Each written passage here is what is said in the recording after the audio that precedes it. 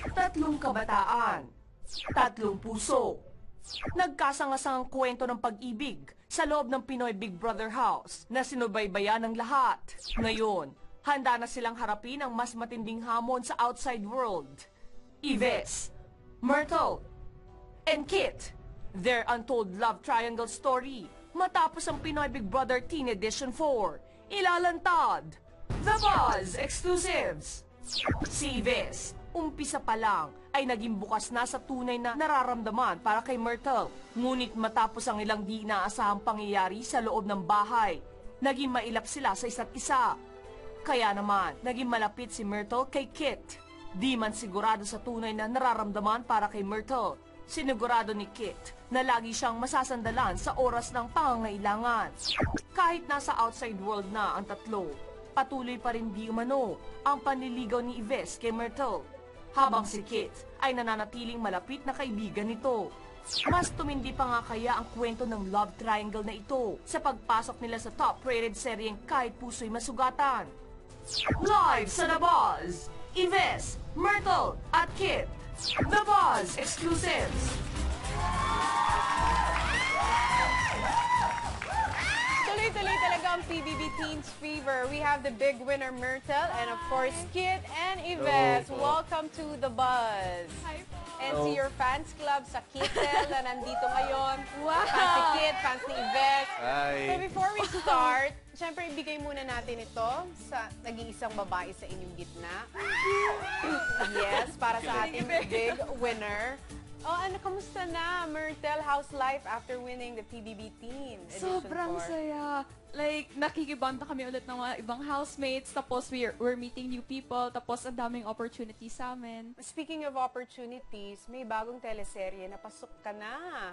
Yes! Yes, at yan ay yung Kung Puso ay... Kahit puso Kahit masugatan. Puso ay masugatan. Kay Direk Wen yan. Alam mo bang gustong-gusto ka ni Direk Wen? Hindi nakapagsabi na ba sa'yo na gumagastos siya para iboto ka? Opo, tapos nung narinig ko po yun, parang na-shock po ako, tapos napaka-thankful ko po sa kanya po. Sobra kanyang i-kampanya noon, nung panahon na nandun ka pa sa loob ng bahay, at sobra niyang saya na ikaw ang nanalo sa PBB Teen Edition 4. So I'm sure he's so excited to be working with you. Nag-meet na kayo? Hindi pa po. Gusto ko na nga po siya ma-meet po. Oo. Super excited na po ako ma-meet po So siya. hindi ka pa nagtitaping for Puso'y Masugatan? Not yet po. Hindi pa po Okay. kami nakapag... Hindi pa. Si Yves and si Kit, pasok na sa cast, hindi ba? Nag-taping na po ako. Oo, tapos ongoing na yung Opo. teleserye. You play the role of Ambet po. Ambet. Nanay ko po si Miss Jacqueline Jose. Yes. Nakaka 1 week na, hindi ba?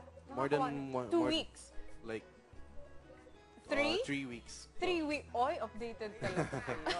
So, nakaka 3 weeks Opo. na. How is it working with the set na ang huhusay ng mga katrabaho nyo? Oo nga, Jacqueline Jose, nandiyan, sa Kalsado, Gabi Concepcion. Ano po, parang natuturuan po nila ako. Malaking tulong po sila sa akin. Siyempre po, newcomer po ako. And sobrang rami po nilang natuturo sa akin na mga hindi ko man alam na bagay. Pero alam mo, may share ako sa'yo para mabuhayan ka ng loob. Yung staff nyo sa Puso'y Masugatan, Kung Puso'y Masugatan, yung staff din namin sa ginagawa naming pelikula, mahal na mahal ka nila kasi ang bait mo raw. Very professional.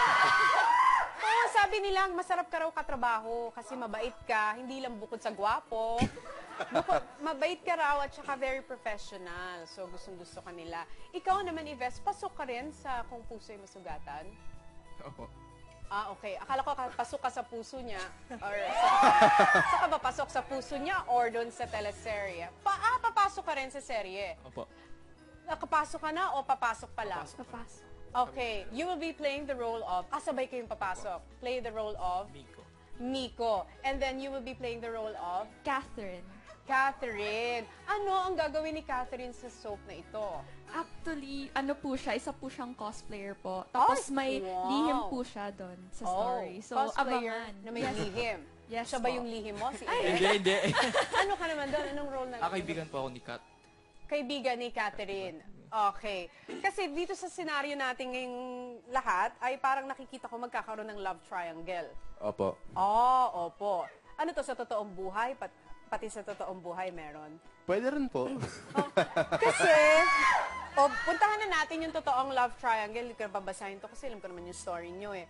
Before, nalink ka kay Karen, then eventually nagkaroon ng falling out, then sinabi mo, May sinabi ka dating makahulugan, nakatagana, yung looks nagfe-fade away, but yung personality nagsistay yon. At yun ang nakita mo kay Myrtle.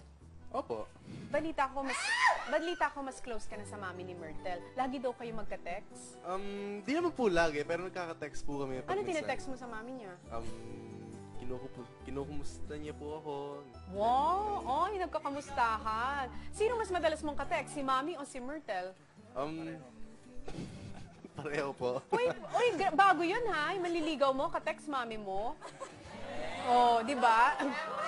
Oh, wait. So, ahead na siya sa mommy, ka-text ang mommy. Ikaw naman si daddy. Hindi.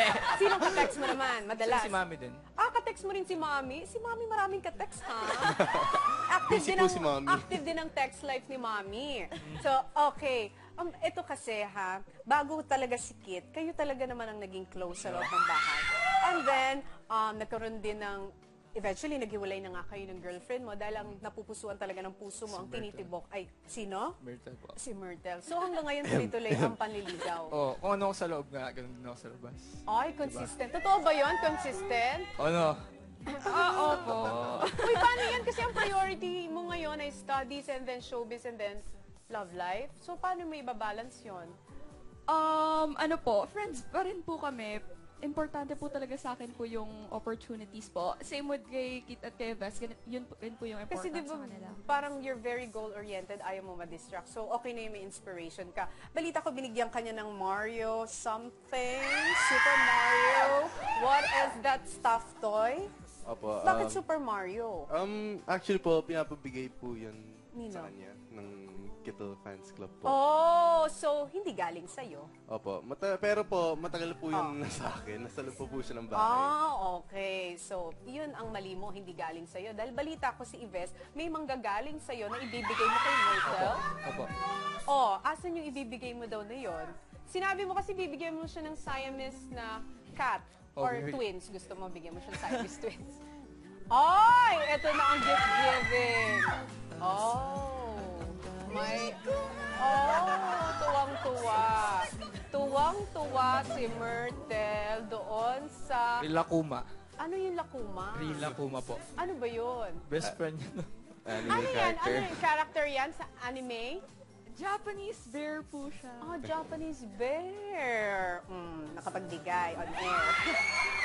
Naangusang ka. Bawi po ako. Kailangan mo bumawi-bawi. So, dire-diretso pala talaga ang panliligaw mo. Siyempre naman. So, paano yan, Myrtle? Dalawang napakagwapong lalaki ang nasa tabi mo ngayon. Ano ang gagawin mo sa kanilang dalawa? Sino ang mas lamang sa'yo? Si Ives o si Kit? Once and for all. Honestly po, pareho po silang close sa akin, pero in different parehong close. ways. Yes, So, different walang ways nakakalamang? po. Wala pa po. Ay, wala pa. Wala pa. I'm very sorry, hindi nakalamang yung gift giving na ganap. Hindi nakatulong. So, it's a tie pa rin. Okay? Aabangan namin kung sino ang lalamang sa inyo. Pero one thing for sure, ang pinaka-aabangan namin sa inyong tatlo ay ang inyong teleserye na kayong tatlo ay magkakasama na Love Triangle sa direksyon niya ni Direk Wen. Kung puso'y masugatan, every night pa rin yan. Opo. After Lorenzo's time po. After Lorenzo's time. At ang pasok naman nilang dalawa ay this week, next week. Around next week po siguro. Around next week. Opo, week 5 po. So, sa week 5, tututukan namin yan. Congratulations sa inyo! Thank you, Miss There's so Tony. many opportunities in your way. So, grab it, make the most out of it. And huwag kayong magbabago, okay? Opo. Iyon. Panatilihin ang pagiging huwaran ng kabataang Pinoy. Okay? Thank you very much. Thank you rin po. Yvette, Thank you. Myrtle, and Kit. O, sabay niyong sabihin to, ha? Dahil dyan, magbabalik po ang... The Buzz. Yes.